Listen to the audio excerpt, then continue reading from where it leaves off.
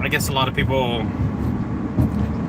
haven't seen me in a while do these videos. I've been gone for about a month and a half, about like 6.5 weeks. I haven't done a lot of these videos. And every time I get back into the groove of doing junk removal, my body kills me.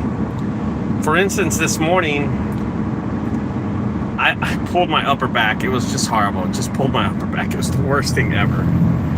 And I continued to keep working, but I started stretching and blah, blah, blah, and I got a little better. So my day is a very complicated day compared to a lot more other people that just run a junk removal business. I run a business with licensed junk guys across the U.S. I also run a business with a junk removal business here in the Dallas-Fort Worth Metroplex with various locations. And I also run a haunted house business. And this haunted house business is probably my bread and butter of all the industries, all the businesses that I own. So I want to get into what happened to me yesterday really fast before I get into the business insights. So the first thing is, I did a $3,500 job yesterday. It was my first job back from the haunted house, right? Dude, I have that many gray hairs. Holy cow. And it was my first time getting in the groove, and I worked with 3 other companies really quick. I just called up 3 people. They came out and helped me out. So as we were completing the job, y'all are going to think this is stupid, but I completed the job yesterday, and immediately I turned around and I paid the junk removal company. I paid them cash because I had cash on me. I had some cash on me. I turned around and I paid these guys cash, and I said, thanks, man. Thanks for helping out. And they left. Everything was cool. I charged the guy $35. Oh, by the way, it was only 3 loads. $2,500. I mean, $3,500 for 3 loads. The reason I charged him so much is because we went up 3 flights, not flights of stairs. We were on the 3rd story, but we were using a freight elevator. Nobody else was working, so the freight elevator was free the whole time. So I charged this company $3,500, and let me start from the beginning. I went and did an estimate. I dragged myself to this estimate a couple of days ago. I think it was Monday. I dragged myself to this job, and I did not want to do the estimate. I was just like, this is frustrating. I want to relax. I want to have a good time. I just had the haunted house. I've been working every night, and here's what happened. I went over there and I did the estimate, and I knew it was about a $2,100 job, legit $2,100 job. If you're in New York, California, or Fort Worth, it doesn't matter where you're at. It was $2,100, $2,000, $2,500. At this point, I started thinking, I really don't want to do this job. I want to let other junk removal companies do this job. Maybe they'll call someone else, right? So here's what happened. I priced it at $3,500. I said, sir, it's going to be $3,500. Just give me a call, and when can you do it? I was like, oh, shit. Oh, snap. Darn it. And that's when I knew that I got stuck doing the job. I told them I'll do it tomorrow, and that night I called 3 companies. They came out and helped me out. Each one took a load. One took a half a load. I still paid them $500. So it cost me $1,500 to do the job. I got paid $3,500, but here's what happened. I finished paying the guys to bring everything down. I carried a few things. I paid everybody to do the job, and the junk removal guys were happy because it's slow right now. Nobody has a lot of work, so I guess they were happy to just do the job. And I left. And I'm driving, and I decided to go to my new warehouse. By the way, I have a new headquarters. I just opened a new headquarters in the Dallas-Fort Worth Metroplex. And it's crazy because my business is growing so rapidly. What is this? Holiday Oak. And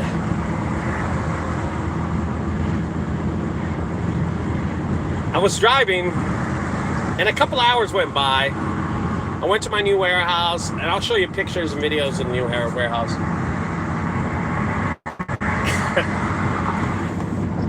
Oh boy, let me tell you what happened. Y'all are gonna laugh at this one. About 3 hours went by and the guy called me from the building, and he said, "Hey man, would you like to get paid on this job?" And I go, "Wait a minute, I didn't charge you, did I?" He was like, "No, you didn't." I said, "Oh my gosh, dude, I'm getting old." I forgot to charge the guy $3,500. He Venmoed me the money immediately. Really great guy. I mean, good guy to lose $3,500 like that, but to pay me, right? Oh, thank you. Thank you, James. Thank you, James. And the guy paid me the money, and I was so happy for honesty, man. Just people are so honest, with this business, and that kind of goes back to what I wanted to talk to y'all about, the business and the insights of this business and the clarity of this business. Not a lot of people are like this customer, where he knew he hadn't paid me and then called me to get paid. Not a lot of people are like that. Especially other junk removal companies. They're very shady. Very shady. I know a lot of my friends that I work with. For instance, let me tell you something. I was working with these Canadians. I forgot the name of the company. They're like in the McKinney area. They're in the McKinney area. They're brand new to junk removal. I was working with them for a while. And I was giving them good jobs, and they made a couple of $1,000, maybe $3,000 or $4,000 in this business. And I always told these guys, hey guys, you always have to be prepared. You're going to get shady jobs, and you're going to get shady jobs, crappy jobs, and also jobs that are going to pay good. And as soon as they got into this industry, I gave them good jobs. I gave them really good jobs. They had some $400, some $500 jobs, $1,000 jobs, and they worked for me really good. And as our relationship with business was building, I gave him a really shitty job. I gave him one refrigerator really far. And he turns around to me and goes, "Hey, I can't get this." And I was like, "Bro, the good come with the bad. You have to do them." And he's like, "Yeah, it's just too far for us. I'm going to have to pass." And I said, "I'm going to tell you, don't pass on it, brother. Don't do that." And that was the last time that I ever gave him another job. That was the last time that I reached out to them because of that reason. In the 18 years, I'm sorry guys, it is 19 years now. It is 19 years I've been doing this business. On November the 1st, 19 years went by. In the 19 years that I've been doing junk removal, I have done bad jobs. I've done jobs that are really far and not profitable, and I've been doing really good jobs that are profitable. But to get in this industry and me help out people for free, I'm not asking for any money or anything like that. I'm not asking for any money, but to do these jobs for free and not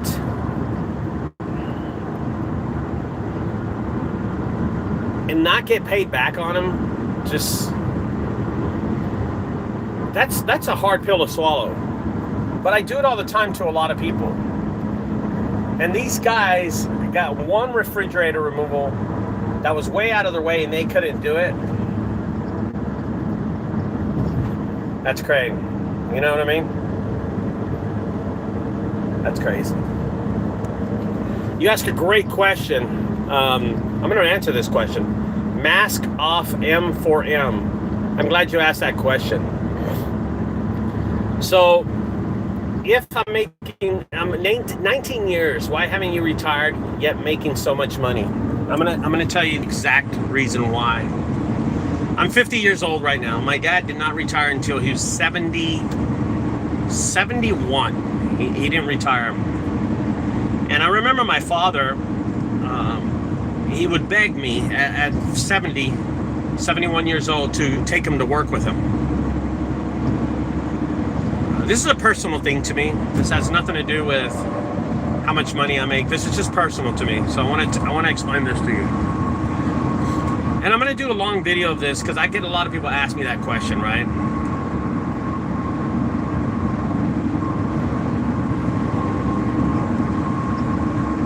So my mother made my father retire at about 70, 71 years old. And my father would sneak calls to me. He knew I was doing junk removal. He knew I was working every day. And he'd say, hey, come and pick me up. I'm going for a walk. Pick me up and take me to work with you. And I would jump in the truck all happy, and I would see his face. He'd be like happy. You know, my dad always had this face.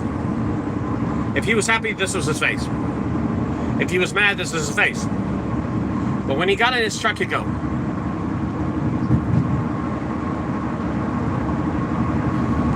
And we would go to work. And working was in his blood. Working was a part of his life. And I noticed that my dad was getting like older. He was moving a lot slower as he worked with me. And the reason was because he wasn't working all the time. And that's really worried me a lot lately.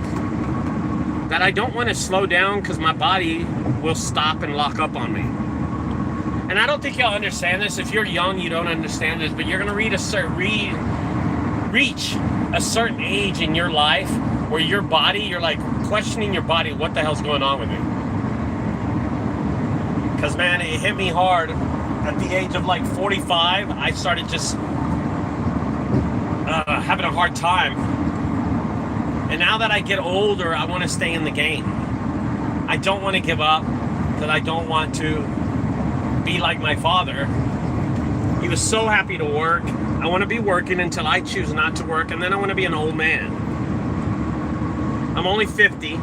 I don't think I need to retire, and maybe I'll consider at 60. But right now, I'm cranking out. I'm happy. My blood is flowing, and my body doesn't look like it's going to lock up, and I'm really, really happy about that. Truly, I remember asking my father, I said, Dad, why do you work so much? He goes, because I don't want to get old. My father ended up getting cancer about 6 months later, and he passed away about maybe 3 months later. I don't want to do that. I don't want to live my life where my passion is to work, and then all of a sudden, you stop doing that passion and you get cancer and you die. You can't enjoy your life. My life is to work. I was putting on this earth to work, and I love it, man. I love it. I do love it. I love the side of business. I've got in this business, and I've conquered this business in junk removal, and I'm gonna do it in the haunted house business. It's gonna take me a handful of years. So, and I can't wait. I'm looking forward to it. I'm looking forward to the journey that it's gonna take me on. I'm looking forward to the ups and downs of this business. I really am. So, the question is, why don't you retire if you're making so much money? I choose not to. I don't care how much money I made in the haunted house. I don't care how much money is at home, or I don't care how much money is in the bank. I choose not to. It's a health thing to me. It's a thing of life to me. I hate being home alone. I hate it. I hate being home. I just hate it, and it bothers me. It bothers me a lot. It really does. With that said, guys, I appreciate you watching this video. I'm going to start doing a lot more TikToks, and I'm going to start doing them today. So I got 4 jobs on the schedule, and I'll show you all the jobs that I did today, and I'll show you the jobs tomorrow, and I'll do a video about my new warehouse. Okay? Bye-bye.